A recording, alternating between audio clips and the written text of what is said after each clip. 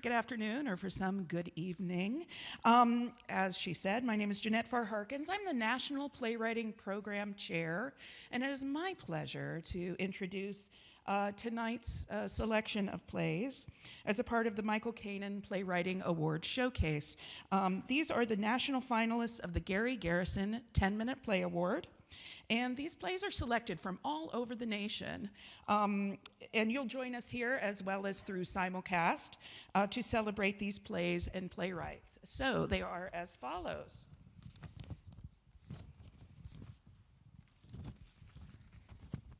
First up, In the Direction of the Sun by Sierra Carlson from James Madison University, directed by Martin Damian Wilkins. Followed by Jigsaw Cactus by Caitlin Turnage from University of Houston, directed by Lise Bruneau. Then Nan by Mark Noah Gardner from Loyola Marymount University, also directed by Lisa Bruneau. And rounding out our presentation is The Nice View by Cynthia Veal-Holm from Lesley University, also directed by Martin Damian Wilkins. So please join me in welcoming these playwrights and their creative teams.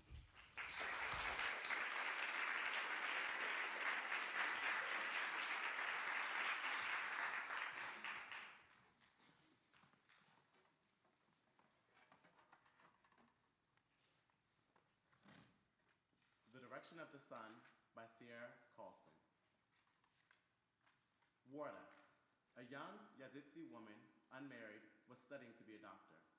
Maha, a Yazidi woman, Sun Brigade soldier. Her daughter was kidnapped by the Daesh. Zatate Shingali, famous Yazidi folk singer and commander of the Sun Brigade. Time, sunrise. Place, Iraq's Sinjar province. The front of the Sun Brigade's headquarters. The brick wall of the building has been crumbling for years. There's a single tree that sits downstage of the action.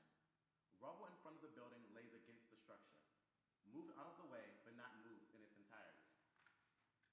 Warda sits on the rubble in front of the Sun Brigade headquarters. Maha sits next to her. The two look out towards the rising sun. Maha holds out her hands, a rifle. The two women are wearing their military uniforms, crisp and untouched by warfare.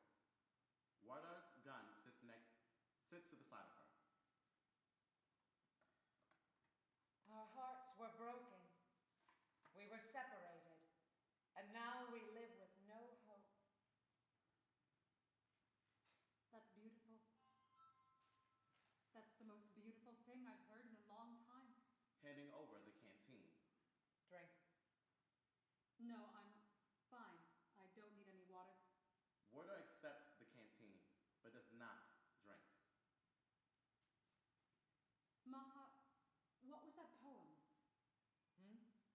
Just a second ago. You were staring out into the sun and said something about your broken heart. I've heard it before, but can't remember when. I was wondering where I'd heard it before. But definitely somewhere. Yes, it is beautiful. Maha, can I ask you a question? When did you join the brigade? 2 months ago. It was 2 months ago. I was one of the first to join with Zate Shingali. Takes the canteen from Warda's hand, removes the cap, and hands it back over to Warda. Drink, please, Warda. You need to drink water. 2 months. It's hard to think back 2 months. The days have begun to blend together. If it wasn't for the sun, I wouldn't know what the next day started. I can hardly remember 2 days ago. I don't even want to try to think about where I was 2 months ago. 2 months ago, I don't even remember what I was. It isn't about was. We weren't anything then that we aren't now. People don't change. They just evolve. They adapt. You've adapted, Warda. Adapted. Like I'm a flower that's adapting to harsh weather. No. Weather is nature. Our troubles are with evil men.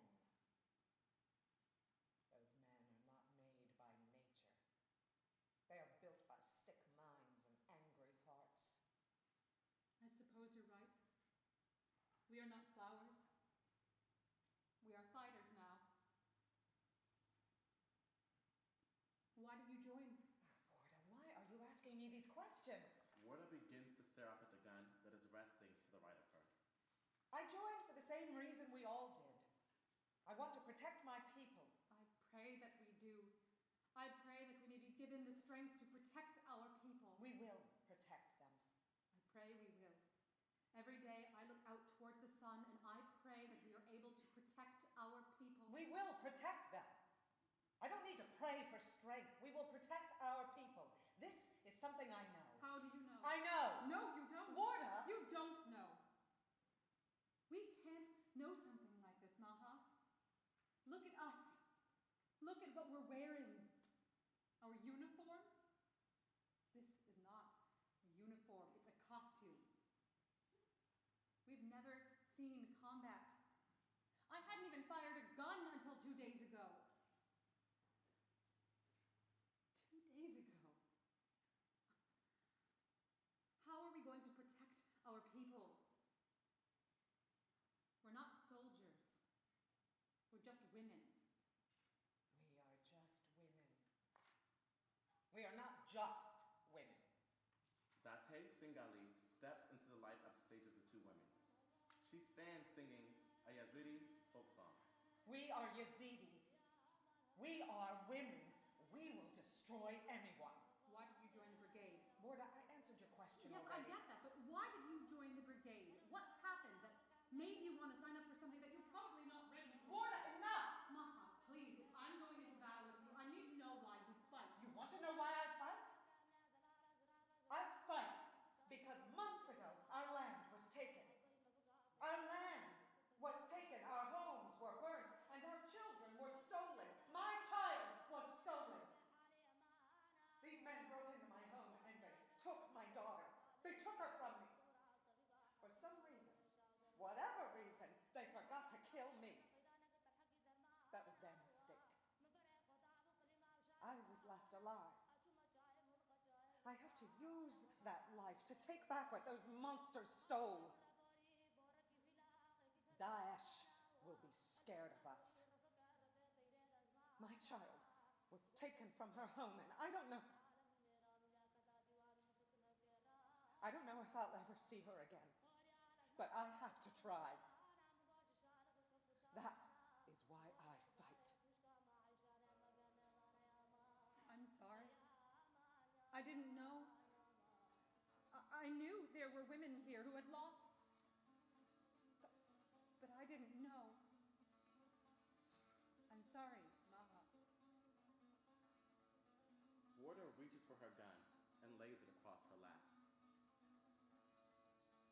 You say that Daesh will be scared of us, that this is what they should fear. Women with guns, they barely know how to use. Why did you join? Why did I join the brigade? Yes.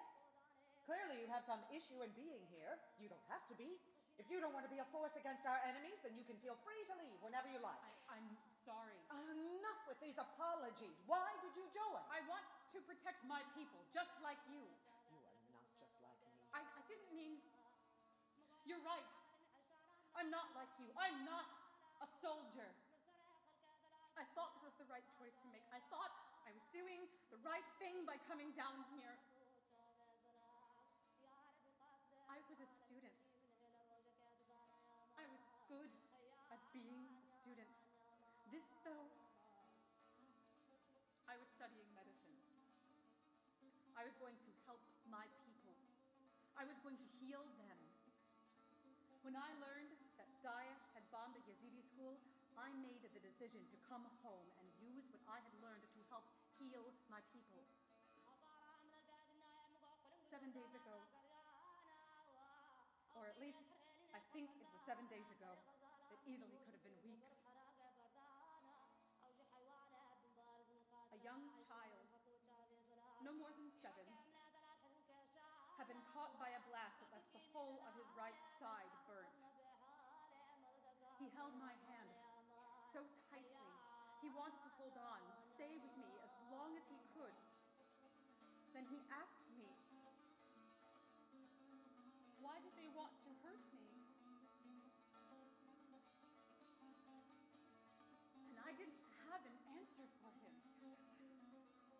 All I could do was look at him, his eyes so confused, and tell him that I didn't know.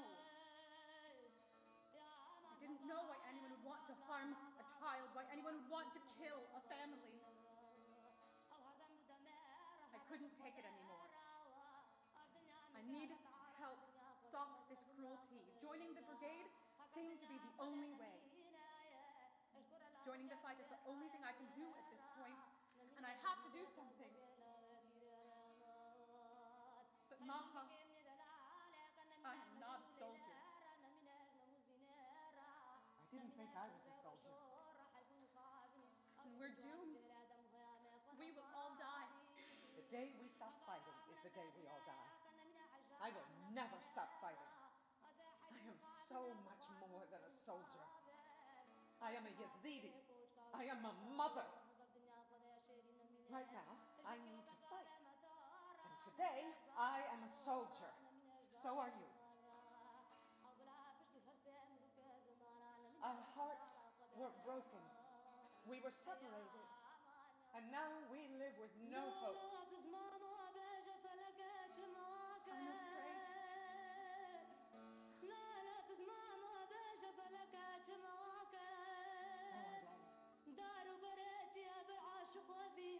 Remember why you are here, boy. This is not about money or power. It's about protecting our body as women and protecting our homes as Yazidi. We are Yazidi, and beyond us, always is a new day. Tomorrow, the sun will rise, and we will be here. In 100 years, the sun will rise, and we will be here. Remember why you fight, Maha. Remember why we fight. We fight for tomorrow's sun. It's beautiful. Yes. It's beautiful.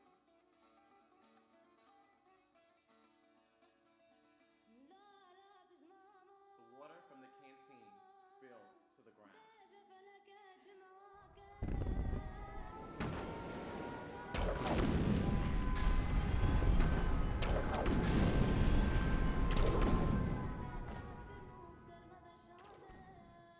End of scene.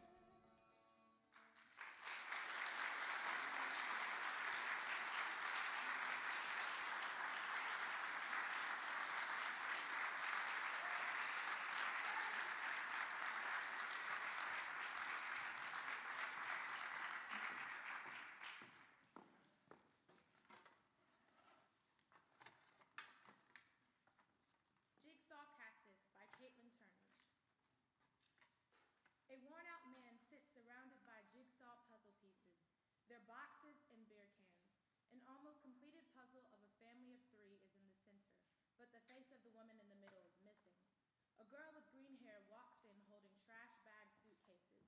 She watches the man aimlessly shuffle pieces around. She closes the door heavily with her foot, and the man turns and finally sees her.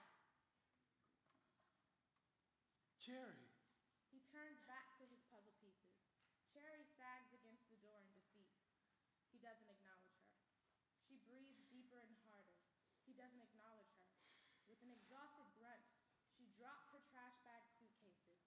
She kicks at a beer can next to the photo, avoiding the picture. She picks up the can and hurls it into the air. As it begins to descend, she makes a whistle noise until she catches it close to the ground with the imitation of an explosion.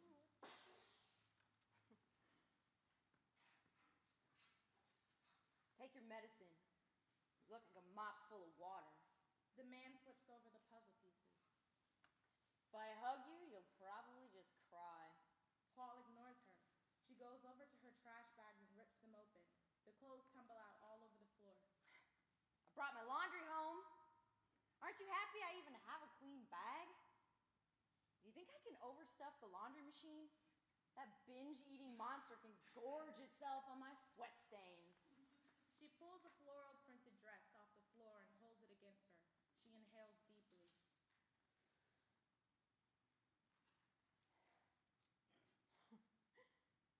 It's hers, you know. Nicked it before I left. She shoves the fabric into his face holds his breath. Breathe. In, out. The man shakes his head and picks up a piece of the puzzle. You have to breathe eventually. He takes a deep breath. Smells like me, doesn't it? Smells like strawberry smackers and wind. My favorite kind of smell after hitchhiking in a man's convertible. There were a few of them that I rode with. One had a red car, one had greased hair, one had a kid, cute. Last one, though, he was real nice. Called himself Dog. I thought maybe he was an axe murderer type at first when he smiled and was missing 4 teeth, but I figured if I keep on sucking lollipops the way he cow cuds on tobacco, then I might be missing a few teeth too. He invited me to his apartment on my way back, like the others. Said it was just a pit stop in Arizona, but something told me to come on home. Guess that's good parenting on your part, right? Cherry snatches a piece of puzzle from the ground and flips it like a coin in her hands. He reaches for the piece frustratedly.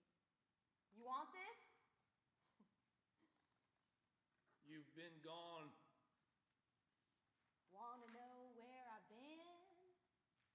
Sleeping with half the country? Shooting up with somebody else's bloody needle? How the hell should I know? You've been gone. Great, Dad. Awesome. Give me the piece, okay? Not okay. Heads or tails? Give me the piece, Cherry. Some stranger asked me why she named me that when I was driving up through Colorado. I was at a cafe on top of Mount Evans when a plaid shirt wearing moose man plopped down and started a real conversation with me. Aren't those just nice, Dad? Real conversations? You went to Colorado? For a week. They have all these Native American tchotchke shops with rocks that are steeped in mythic rites and rituals. I'm a grossular garnet, or at least that's what the kid behind the counter told me as I popped his checkout cherry. The rock's naturally green. Weird, right? Irony's a bitch. The card was like, here. The grossular garnet, rooted in the ground around her, Mother Earth's stone protects with the folds of her branches and the covering willow of her hugs. Funny to think of me as a mommy, right? She'd be proud of that. And then she'd think the salesman was a fucking quack artist. Psh, a mom? You're not soft. You're the kind of stone that draws blood. Ouch. Now hand the piece over. Cherry drops the piece in a tall pile. She kicks it with her foot, disappearing the piece. Paul shoves her ankle away. Must have sucked for her too. 7 months along at 16, I'd want to off myself. Shut too. up! You look so tired. You look old. When you leave for a few months, the whole world goes horizontal. It's like reaching the outer limits. Cherry takes out a pill and hands it to her dad. Happy pills. Here, take one. You need it. You've been taking them without me, right? Little Garnet. Maybe you are maternal. Bullshit. You know that. My little Garnet. He takes the pill with beer. Water might be best for next time. Paul holds a handful of pieces above his head, offering them to her. You want to help? Cherry takes a step back and almost steps on the family photo puzzle. They freeze. I snapped some photos. I figure maybe we could make one of these into a puzzle instead. Look. Saguaros. They're holding hands, having cactus parties, and talking about all the assholes who run out of gas between Arizona and their LA dreams. Permanently parked by coyote dirty shit and dirt devils. It's the weirdest kind of beauty. Don't you want a puzzle of saguaros? I feel like they're so claustrophobic, having to be social all the time, but they do seem a little Why like should I give a damn about a cactus puzzle? saguaros. Could be nice. I don't know, change or something. I like this one. I don't want a new jigsaw. She picks some pieces up, handing them to Paul. I need to tell you something. Great. Hand me that piece over there. I need to tell you It's a something. goddamn cardinal again. Have you ever looked at it? I think it's laughing, little shit-eating grin. I hate it. Dad!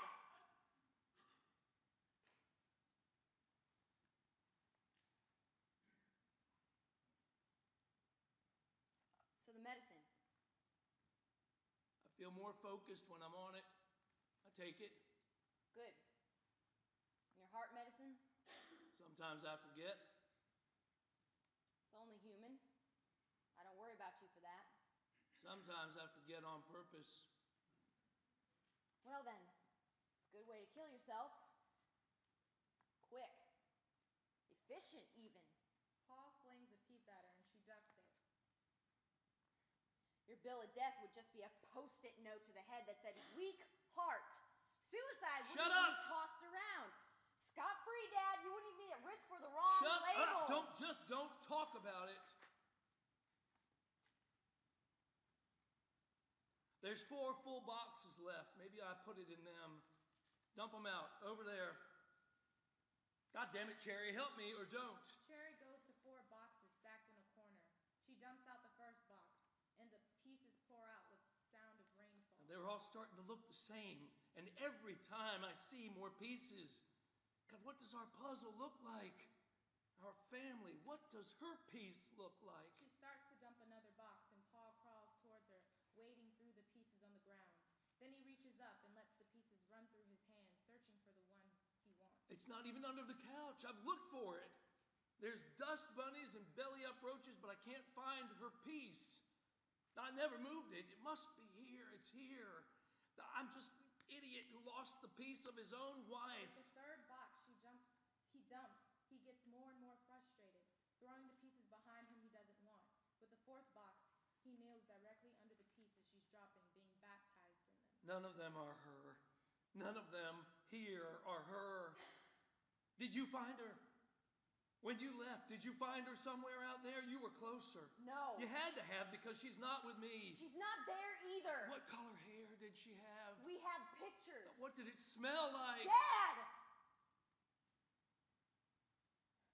I saw Antelope Canyon. The walls were fire and sand. The kind where you see purple through, though it's all orange and red, where you close your eyes and the world feels like real magenta. It would be a great puzzle. What did she sound like? I went to Mendenhall Glacier Caves in Alaska, Daddy. I went to Alaska on my own, and I felt like a real adult and nearly froze my ass off when I didn't wear a warm enough coat. Cold hurts like a fucking paper cut. I could feel the bones in my face and the blood rushing above them. A lot of things hurt, a fuck ton. But nothing hurts more than cold. I gotta tell you something. Paul's holding a piece up to the light, examining it. Fuck this. Daddy, I'm pregnant. He drops the piece. No, you're not. I'm an almost mom now. I didn't find her, but I'm having a kid, and it's knocking the wind out of me, and I need a home. A home only when it's convenient. Dad? I can't find her face. I've been looking at these puzzle pieces for 12 months. You walked out that door, and I've been stuck here searching, and then you come back and you're practically jumping to replace her. You're ready to throw in my face that you're ready to be a mom, that you're ready to love like that, to be like that, to swap out that face I love with yours. He picks up a handful of pieces and No. He does it again. No. No. No. No. No. I say no. You don't get to be a mom. You don't get to grow. We don't get to age or change or move or heal until I can find her face again. I sat in her chair yesterday, and all the cushion was still in it. It's been sitting there alone, and I felt more in touch with the unused chair than my own dead wife. I pulled out her hair from the drain in the shower, and it was short, Cherry. There was no sign of her in it. I buried my face in pillows and rolled it to every side, and it smelled like me. It smelled like me. It smelled like my aftershave. I smelled it. I went into her closet, and I laid out all her old sweaters, only sweaters. And I couldn't remember the last time I looked at her and said, "You are the most beautiful person that ever decided I was worth caring about." And when I pulled out her shoes, I realized I forgot what colors look like. She loved green, wore green, everything. I noticed, Cherry. That's why you dyed your hair, isn't it? I forget every single day different things about your mother because she took herself away from me. And you evaporate like water, and when I open my eyes, you're there, and then I close them. I hold on to what's left of her when I think in the corners of my eyes I can feel what she smelled like, skin and pledge and dish soap. But I open my eyelids and you're gone. The one piece of her that's right in my pocket always, and I've lost you too. And no one kisses me anymore. I don't remember how to kiss. Cherry, you can't be a mom because you need a mom. I need your mom. I don't know how to need her less. She's not in these pieces. Well, she's not out there either. I loved her. But that wasn't enough. Be happy, Dad. Change. I need her permission. You have mine. Paul crawls on his knees towards Cherry. He leans his head against her flat belly like a husband worshiping his newly pregnant wife. I think we should make a puzzle of the saguaros. There's none of them for miles, and then they all stand there holding hands. They all stand there happy. They all stand there, Dad. Cherry squishes the puzzle picture of the family. Paul catches one of the pieces that falls and puts it in his pocket. A real family. She drops the puzzle pieces like scattering the ashes of the deceased in the wind. She looks back at her father. Dad? She extends her hand to him in play.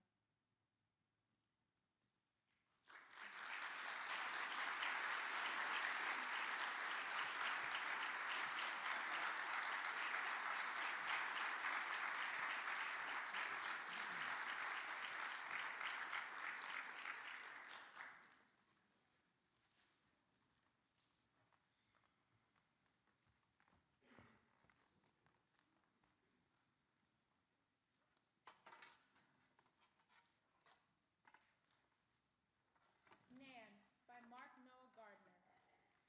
Nan, in her 60s, brown cropped hair, barefoot, wearing a blue dress, brown skin. Alice, Nan's daughter, early 30s, smokes like a dragon, brown skin. Setting, Hawaii. Alice and her 9-year-old daughter Maddie live in Nan's house. The small house accommodates the modest lives of these 3 women. Nan enters the kitchen from the back porch.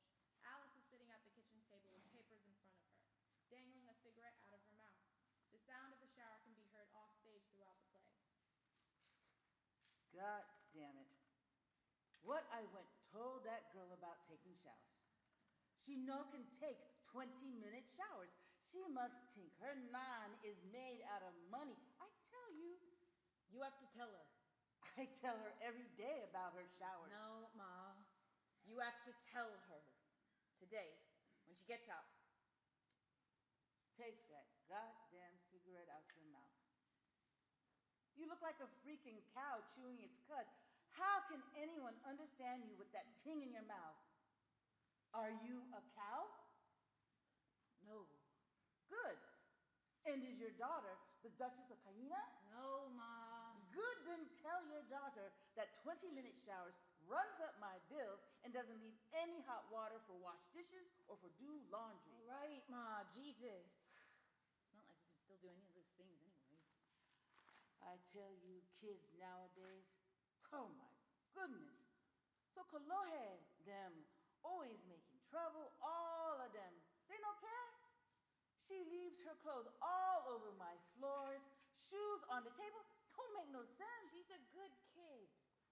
Better kid than I was.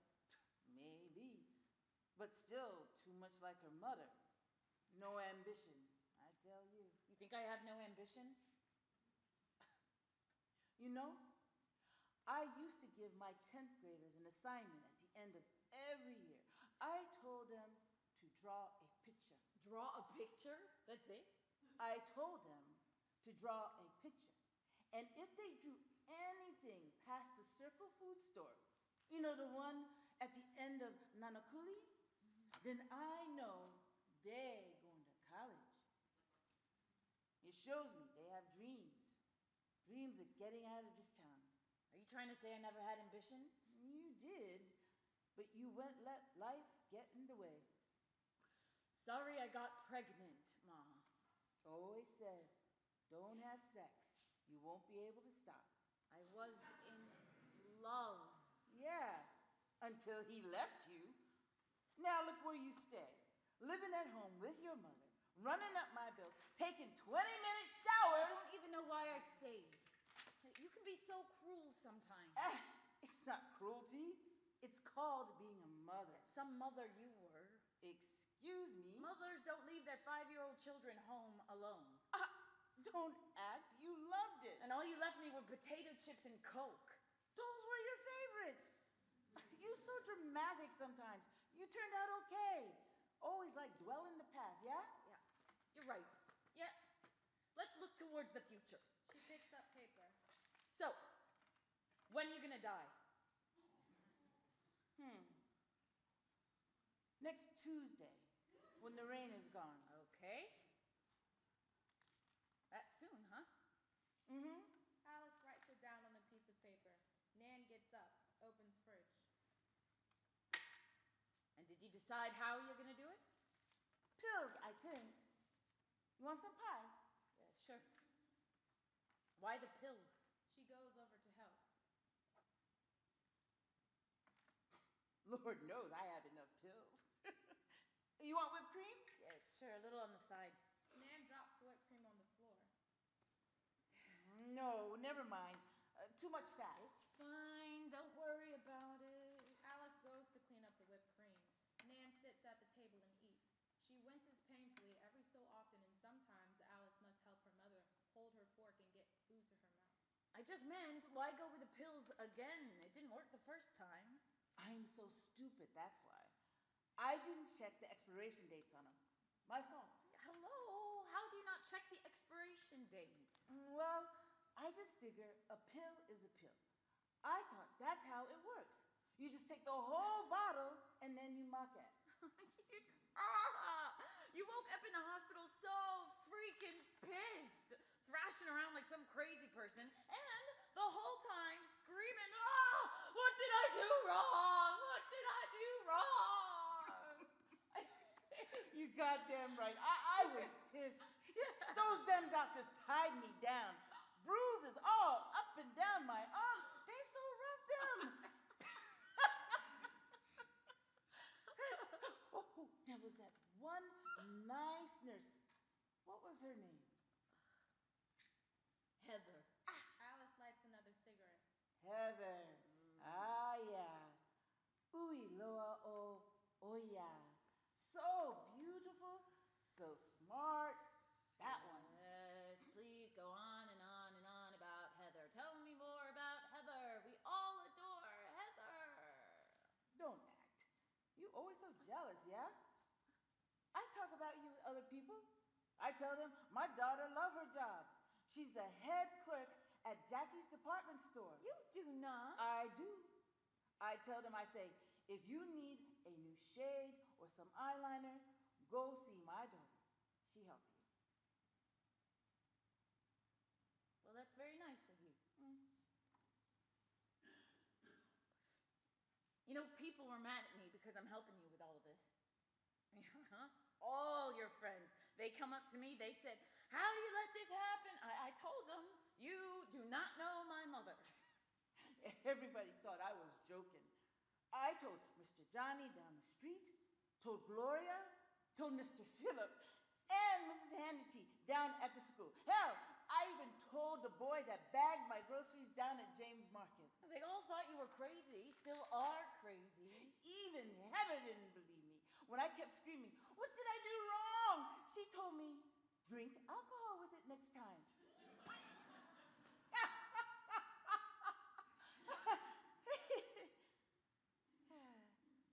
So, add that to the list.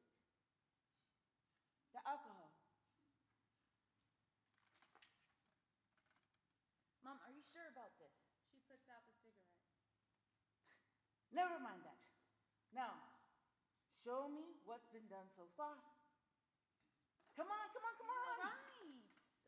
Well, I copied over the banana bread recipe. Huh. No. See? You wrote down tablespoons, not teaspoons. And what's that? Chocolate chips? You know that's not right. So what? So what? She says it matters. Everything matters. You think I wrote the recipes all willy-nilly? Write it right. Fine. Sheesh. Everything's got to be done right. Yeah, right. Yeah, I'm right, okay? What else? The jalousies have been replaced. The bathroom is all tiled, yeah? Alice crosses things off her list. Oh, did you fix the lock on the bathroom, on the back door? Yeah. So, if I check it right now, the lock will work. Yeah. Nan starts to get up. No, okay, I'll fix it tomorrow. Always lying. I tell you. Okay, get up. Nan walks over to the sink. Go ahead. Alice remains at the table. I'm waiting. Oh my God, this old woman think I don't know how to wash a dish. Excuse me? Fine. Alice walks over to the sink, runs the water, washes the dish. No. You see how much soap you're using? Too much. You know how much soap costs now? No, of course you're not. You don't shop. My goodness. Fine. Show me how you wash a dish. Stop it, Alice. Apparently I don't know how to wash a dish, so go. Show me. Don't be cruel. You want it done right, you gotta do it yourself, yeah? Enough, Alice. That's what you always saying, yeah? So go. Show me.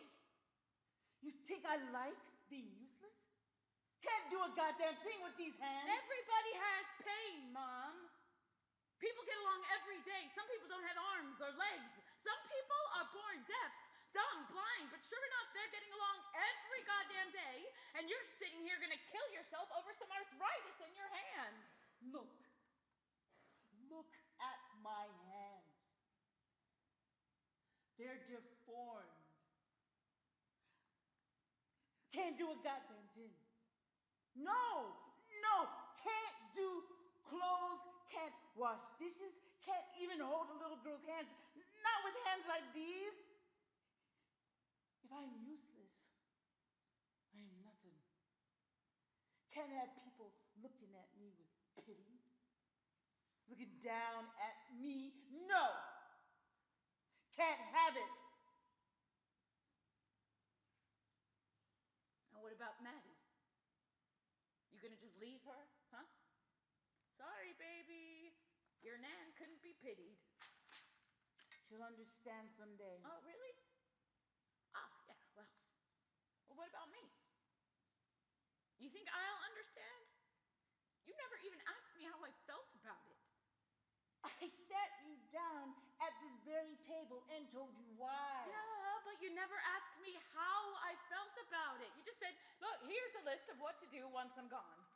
Bake banana bread and take it over to Mr. Thompson every other week. Replace the screen in the spare room. Here's a check for the casket. Make sure it's mahogany, not the cherry oak. You don't even trust me enough to pick out the right fucking casket.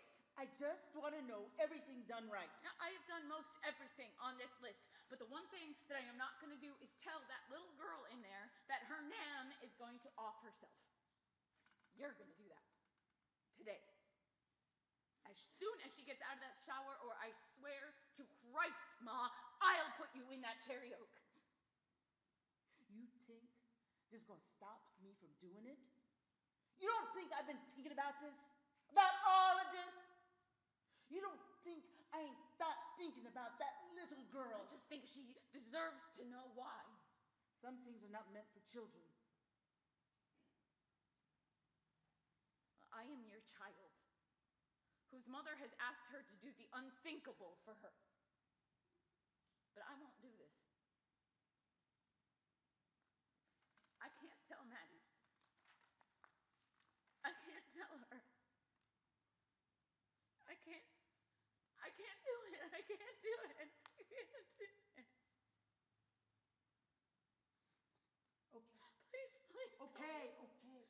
Please don't make me do it. I'll do it. I'll do it. I'll do it. I just want to be a good daughter. Oh, you are. I just wanted to be a good daughter. You are a good daughter. I'll do it. It's okay. It's okay. It's okay. Alice and Nan are left embracing at the table. Off stage, the sound of the shower can be heard turning off. Blackout.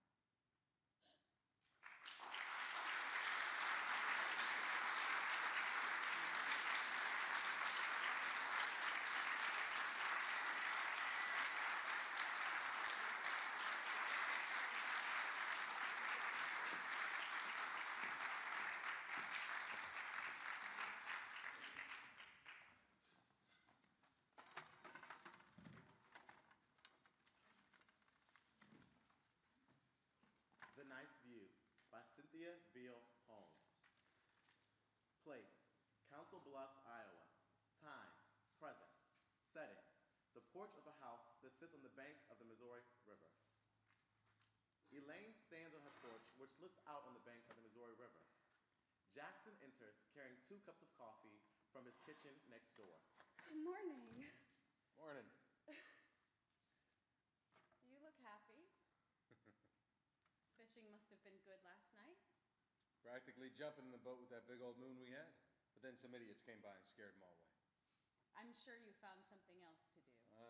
Hung out with Hank, played some chess. Wants to know when you're coming over to take your beating. Like he ever wins. He knows where I live. Yep. Why go out when everybody else can just come to you? Were the bugs bad last night? Murder. Ate me alive. Good.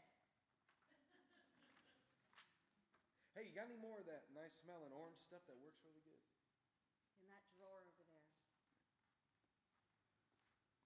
Everything is going by in a blur today. It's all the rain. Got the river running high and fast. Reminds me of my youth. I remember. Yeah, you and every parole officer within 60 miles. Living next door to you was better than TV most Saturday nights. Well, no more. Too much traffic on the river. Current this fast, I wouldn't be out there. So, why the coffee? Went to an early meeting. Coffee there is so bad, I started bringing my own. In that nice little thermos you gave me a while back. Yeah. You got yourself there a free trade, medium roast, organic Kona blend with cream from a BTH-free cow. Since when do you buy stuff at the co-op? I took some convincing, I'll tell you. Last time you sent me over there to pick up your little essence oil things, grabbed a half a gallon of milk. I almost put it back when I found out that half a gallon of milk was going to cost me $5.20 for half a gallon of milk. But Lily said, Lily? yes, Lily. Ella, every time you send me down there the past couple of months, I haven't been able to find half the stuff on your list without a little bit of help. Lily has been very helpful. I didn't think I was asking so much of you. Did I say you were? No. Sorry, I know how you feel about all the stuff I've been trying. Look, you don't leave the house. It got me out on the porch, at least. What's next, the stairs? Elaine sits very deliberately down on the bed. Ah.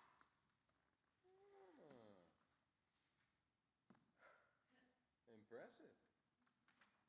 It is. I mean, how many times do I have to tell you? The 12 steps don't apply here. You just can't understand that, can you? Well, thanks for letting me know. Jack, wait, listen. Please, it's not like your meetings. Going over it just makes it worse. Distraction, watching the river run, thinking about other things. That's what helps. Looking out at the nice view. Since when has that ever been enough for you? Ella, you need to get back out there. You don't seem any better. How the hell would you know when better is supposed to be? And thanks for the coffee. Look, I've seen the police report. All right, it couldn't have been more than a minute. Wait, how did you... It's not important. He didn't hurt you. He didn't tie you up. He just asked for the money. Wearing a mask and pointing a gun at my face. But he didn't fire it or hold you hostage. He just ran off, Ella. You are so lucky. You didn't even get a scratch. You're right. It could have been so much worse. Not sleeping for 2 months, that's nothing. Nodding off and then waking up with your heart racing because you thought you heard a noise? No big deal, right? Double checking, always checking and rechecking the deadbolts. Just a touch of OCD, right? Never feeling safe. Oh, I am so damn lucky. I'm not saying that it hasn't been hard on you. Thanks. Somebody in my meeting said there are support groups you can go to. She gave me a phone number. I know. Well, I told you, talking well, about maybe they make you do yoga or marinate or do that Kung Pao stuff. Kung Pao? Whatever it's called. Lily said they even got this online thing. I know. I want to help is all. I know.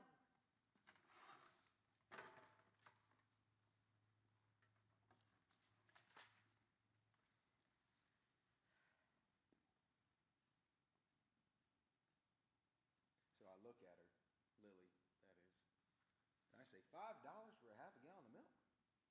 She tells me it comes from this dairy in Mexico where all the cows wear pedometers that they check every day to make sure that they're moving around enough to graze. Seriously? I made her print it out. Told her you wouldn't believe me. They play classical music while they milk the cows. They just turn on the speakers and the cows come on wandering over right to the milking station all by themselves. Nice. I knew it'd be something you like. Jackson holds up the bug cream. Thanks for this. The bites are killing me. Driving me crazy. Here, sit down. I'll get the ones on your back. Want me to do yours too? No, thank you.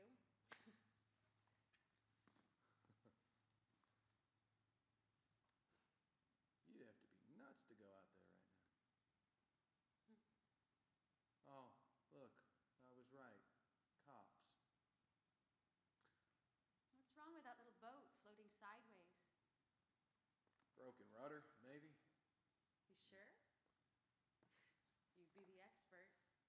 I would be. Just don't make boats like they used to. Cops sure seem interested in it, though. It probably got holed and needs a tow. While straining to see what's going on, Elaine doesn't realize she's moving off the porch.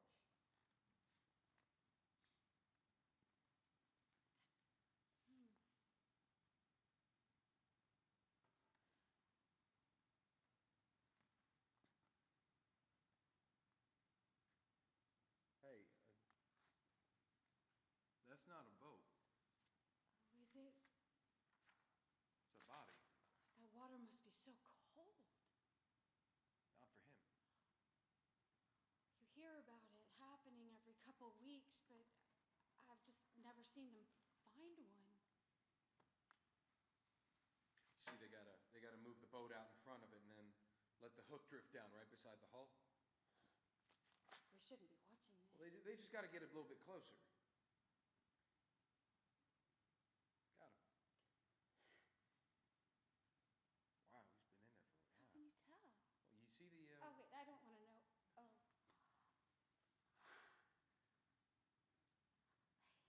Sailor, Hmm? could you give me a hand? Look at you out in the open air. I'm serious.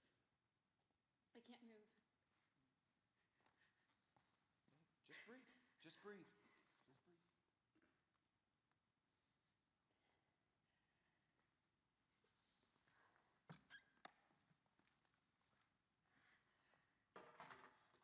All in one piece. Thanks, Jack. I don't know how to get it back. Nothing feels safe. Believe me, I don't want to be like this anymore.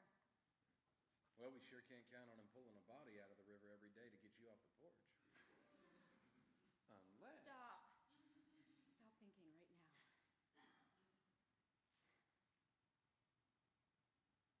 You know, Ella, that kid could have been me. The one who held you up. You never did any hard time. No, but could have been me. Before I started listening to a few good friends. You never listened to a thing I said. I listened. I didn't do anything you said, but I listened. I'll listen, and I am going to get better. You will. And I am going to help distract you. Do you think he's somewhere out there sorry for what he did? Real sorry. End of play.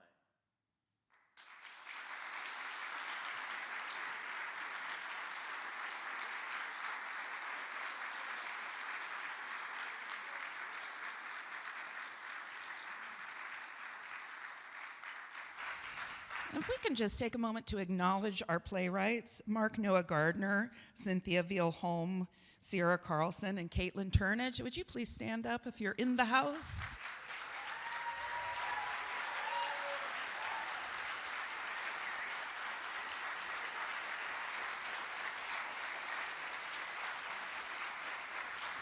Thank you for your gifts and your words in the presentations tonight. This concludes our Millennium Stage presentation.